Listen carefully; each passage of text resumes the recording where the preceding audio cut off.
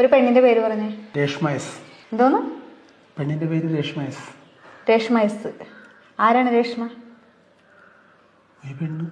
ഒരു പെണ്ണ്. ഒരു പെണ്ണിന്റെ പേര് പറയുമ്പോഴത്തേക്ക് നിങ്ങളുടെ മുന്നിൽ ഒരു പെണ്ണിരിപ്പുണ്ടല്ലോ, എന്റെ പേര് പറയാൻ പാടില്ലേ? നിന്റെ പേര് പറയാനല്ലേ പറഞ്ഞത്, ഒരു പെണ്ണിന്റെ പേര് പറയാനല്ലേ പറഞ്ഞത്. ഞാൻ പെണ്ണല്ലേ? ഇടി അതിന് നീ എന്തൊക്കെയാ പറഞ്ഞത്? ഒരു പെണ്ണിന്റെ പേര് പറയാനല്ലേ പറഞ്ഞത്, നിന്റെ പേര് പറയാനാണോ പറഞ്ഞത്? വേറെ പെണ്ണിന്റെ പേരെന്നല്ലേ ഉദ്ദേശിച്ചത്? അങ്ങനെയാണ് നിങ്ങളുടെ അമ്മയുടെ പേര് പറയാറുന്നല്ല, അല്ല നിങ്ങളുടെ മോളുടെ പേര് പറയാറുന്നല്ല, പോട്ടെ ഏതെങ്കിലും സഹോദരികളുടെ പേര് പറയാറുന്നല്ല. നമ്മുടെ കുടുംബത്തിൽ പോലും ഇല്ലാത്ത ഒരു പേര്, അതാണ് രേഷ്മ. ആരാണ് രേഷ്മ? രേഷ്മ ആരുമല്ല. ആരുമല്ലാത്ത രേഷ്മനെ നിങ്ങൾ എന്തിനു പറഞ്ഞു?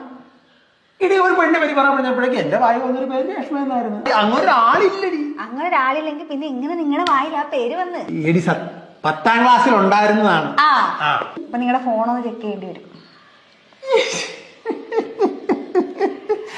അയ്യോ, ഫോണിനകത്തൊന്നും ഒന്നുമില്ല. ചെക്ക് ചെയ്യാം. തുറക്ക്, ലോക്ക് തുറക്ക്, ലോക്ക് തുറക്ക. അതിനകത്ത് രേഷ്മ ഉണ്ടോന്ന് അറിയണം. രേഷ്മ 1, രേഷ്മ 2, രേഷ്മ 3. ഒരു പെണ്ണിന്റെ പേര് പറഞ്ഞേ.